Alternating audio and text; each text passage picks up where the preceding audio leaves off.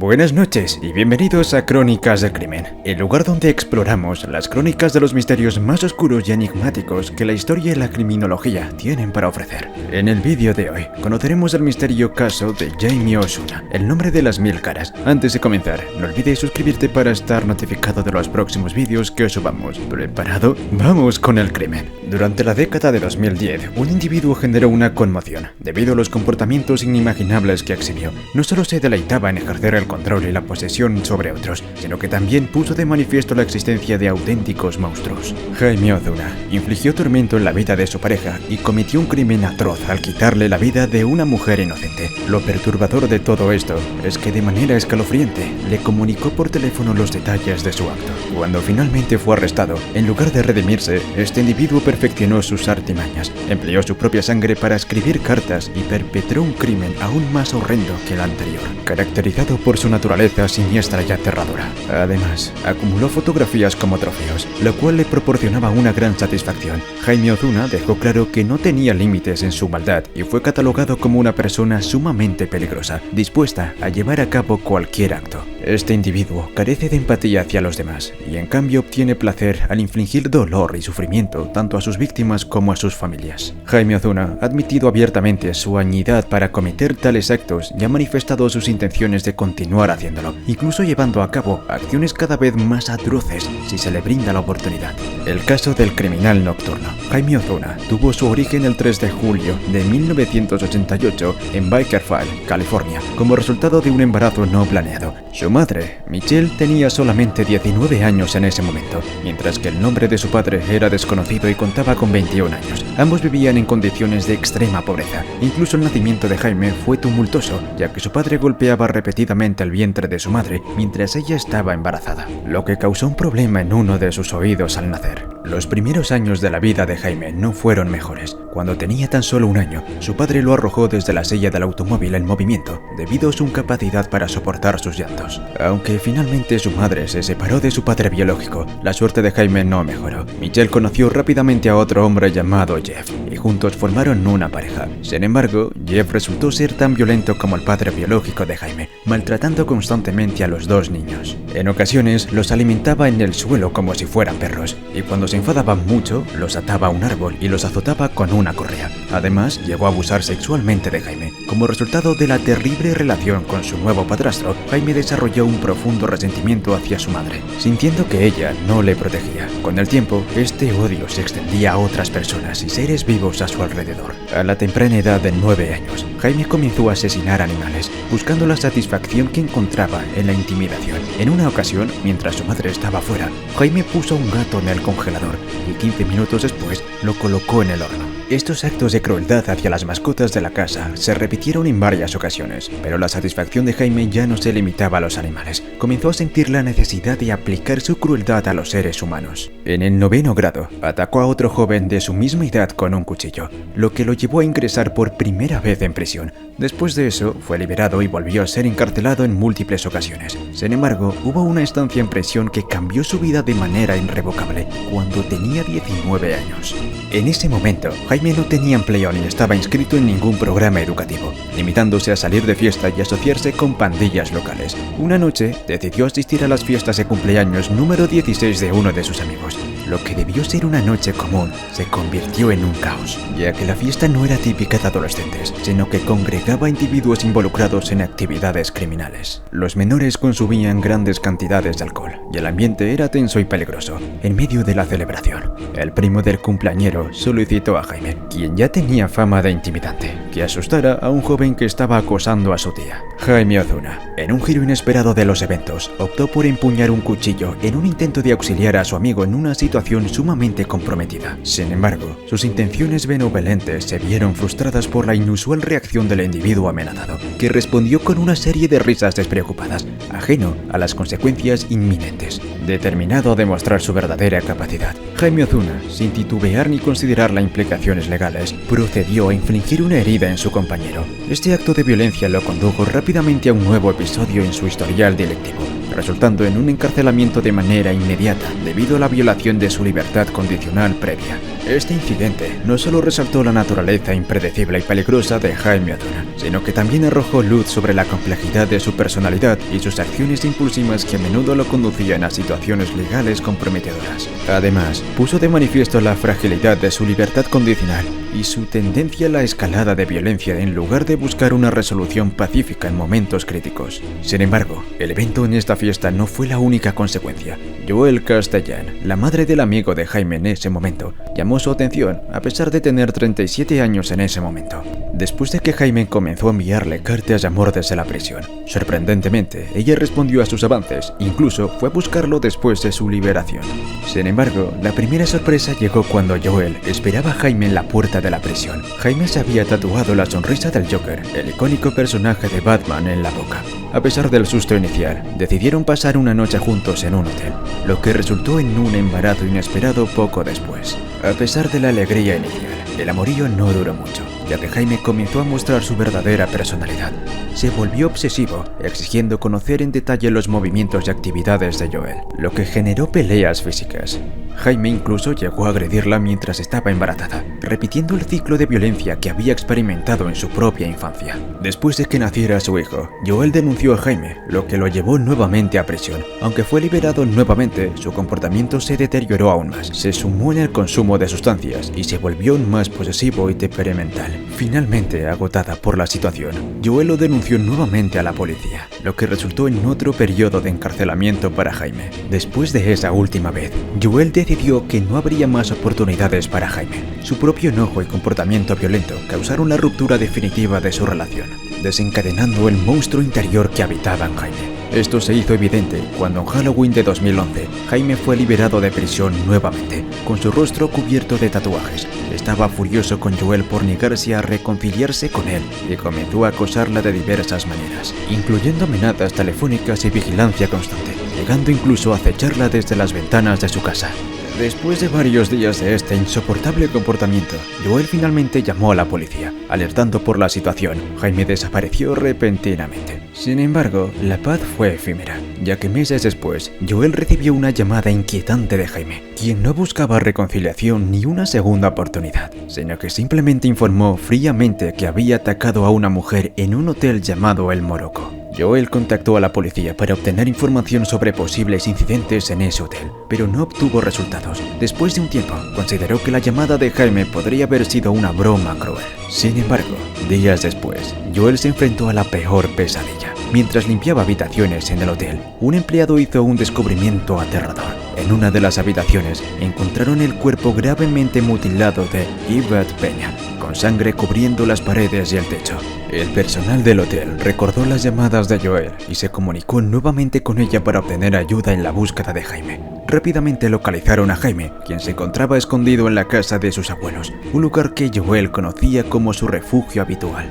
Debido a sus numerosos antecedentes, la policía no perdió tiempo en llevarlo a la comisaría para interrogarlo. Sin embargo, Jaime afirmó su inocencia al explicar que la llamada a Joelle tenía la intención de asustarla y obtener atención. Lamentablemente, su versión no convenció a las autoridades, ya que las coincidencias eran abrumadoras. Durante esos 8 meses en prisión, el informe forense se convirtió en una pieza esencial para cerrar el caso. El cuerpo de Yvette, que había sido asesinada 5 días antes de su descubrimiento, estaba tan descompuesto que dificultó determinar la causa de la muerte. Sin embargo, los forenses finalmente confirmaron que Yvette había sido abusada, golpeada y mutilada con 2 tipos diferentes de armas y tijeras, revelando una crueldad inimaginable.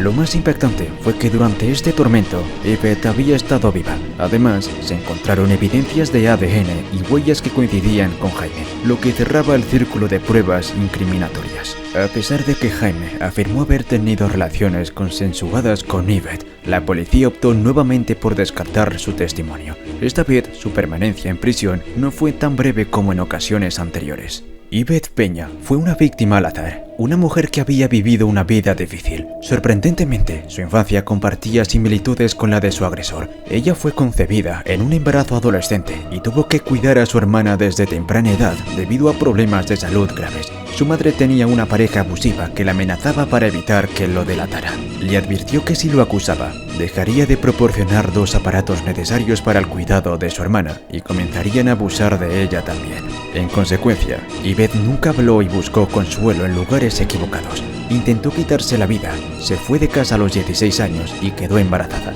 lo que la llevó a problemas con el alcohol y las drogas. Finalmente, terminó en prisión y perdió la custodia de sus hijos, cuando parecía estar encaminando su vida a alquilar una habitación en el Hotel Morocco mientras estaba en rehabilitación. Lamentablemente, cruzó el camino de Jaime Ozuna. Sin embargo, el juicio por el caso de Yvette no logró que Jaime recapacitara. En cambio, se volvió aún más siniestro durante el proceso. Comenzó a enviar cartas amenazantes escritas con su propia sangre tanto a Joel como al fiscal que llevaba el caso.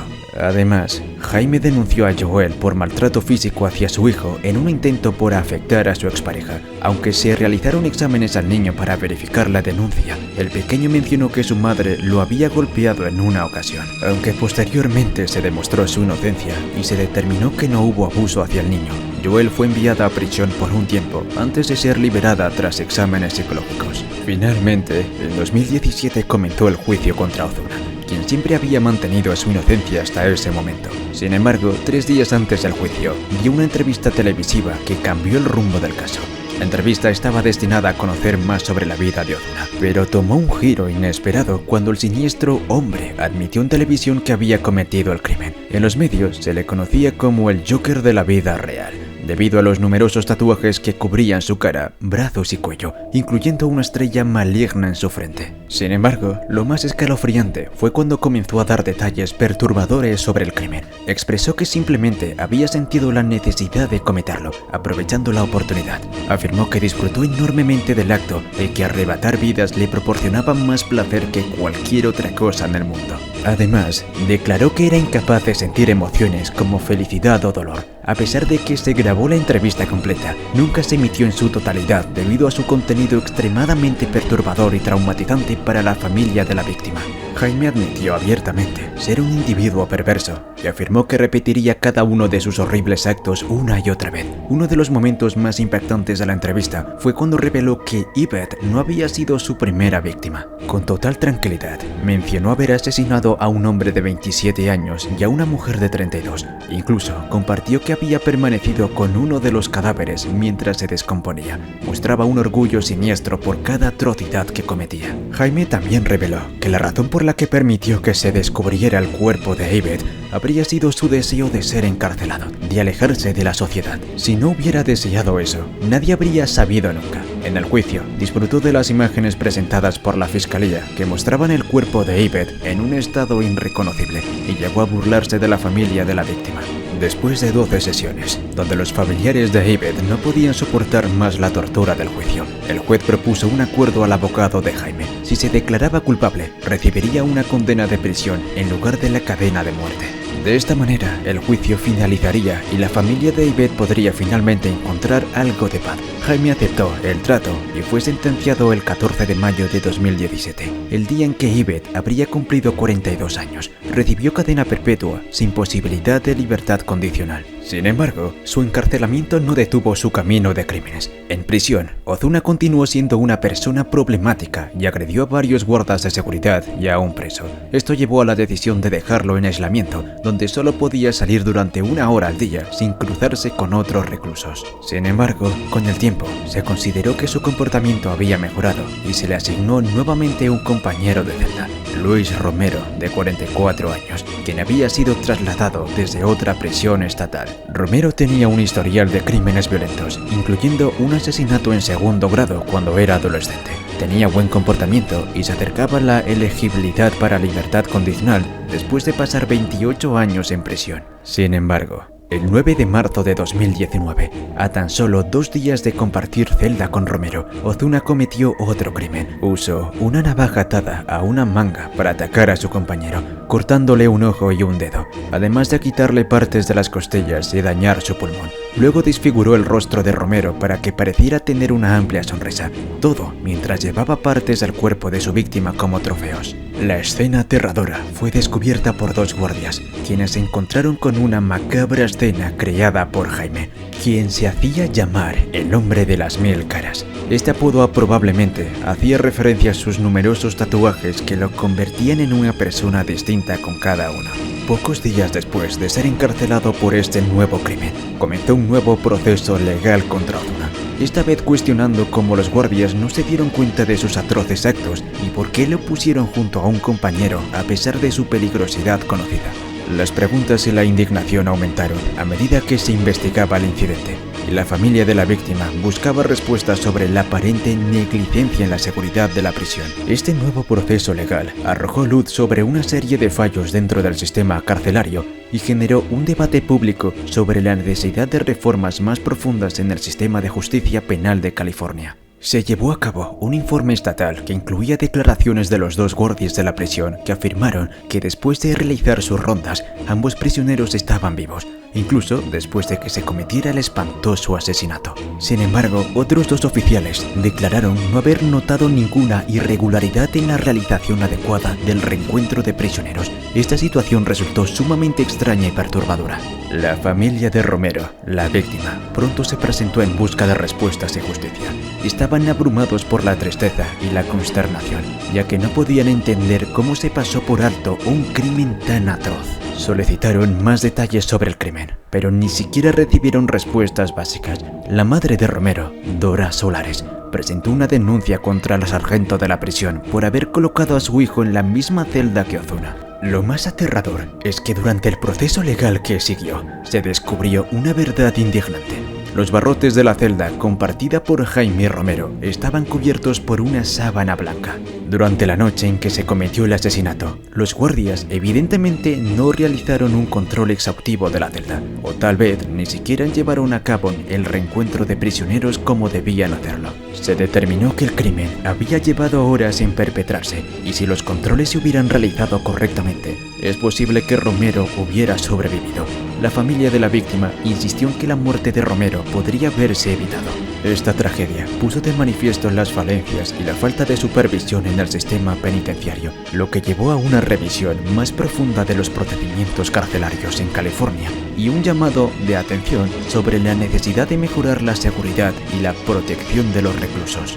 El informe estatal también fue crítico con la investigación de asuntos internos del Departamento Correccional, señalando que el primer oficial había mantenido durante su entrevista y que el agente especial a cargo de la investigación no había entrevistado a varios testigos clave.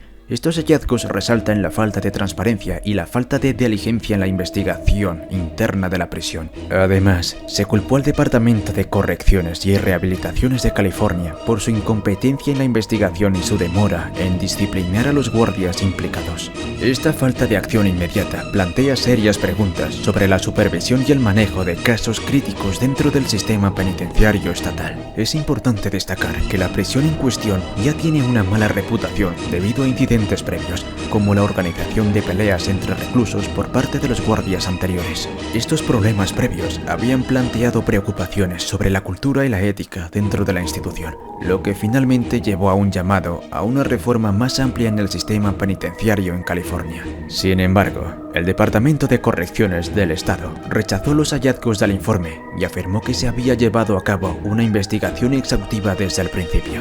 Meses después, pareció haber cierta justicia cuando uno de los oficiales acusados de mentir al agente de asuntos internos fue despedido y el salario del segundo oficial se redujo a un 5% durante 3 años. Sin embargo, los oficiales apelaron ante la Junta Personal del Estado y finalmente llegaron a un acuerdo con el departamento para evitar consecuencias más graves. El primer oficial vio su despido reducido a una suspensión de 9 meses y la deducción salarial del segundo se redujo a 24 meses. El abogado de la familia de Romero, después de presenciar cómo los responsables del crimen evadían sus condenas, surgió que el departamento tenía métodos secretos para proteger a sus oficiales de las consecuencias de sus acciones. Además, el asistente ejecutivo de la Fiscalía del Distrito del Condado de Kings declaró que la víctima había estado consciente durante al menos parte del tiempo en que se cometió el crimen. Jaime se declaró inocente del asesinato y otros cargos, y se llevaron a cabo varias audiencias en el Tribunal Superior del Condado de Kings, muchas de las cuales se centraron en su estado de salud mental, Cada vez que comparecía en la corte, debía estar rodeado de agentes para evitar cualquier comportamiento peligroso. Después de varios exámenes médicos realizados por especialistas, Jaime fue transferido al programa de internación psiquiátrica de la prisión estatal de Salinas Valley, donde se le diagnosticó un trastorno de esquizofrenia no especificado, un trastorno de personalidad antisocial y un trastorno límite de la personalidad. Finalmente, se determinó que no estaba en condiciones de enfrentar un juicio por el asesinato de Romero, al menos hasta que contemplara su tratamiento.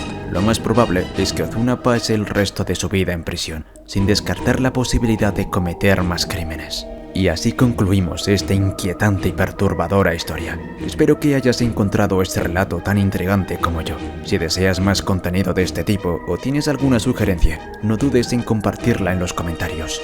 No olvides tampoco suscribirte para continuar viendo vídeos de esta categoría. Gracias por unirte a nosotros en esta escalofriante travesía. Te deseo una noche llena de sueños tranquilos y que mantengas seguros. Hasta la próxima, queridos espectadores.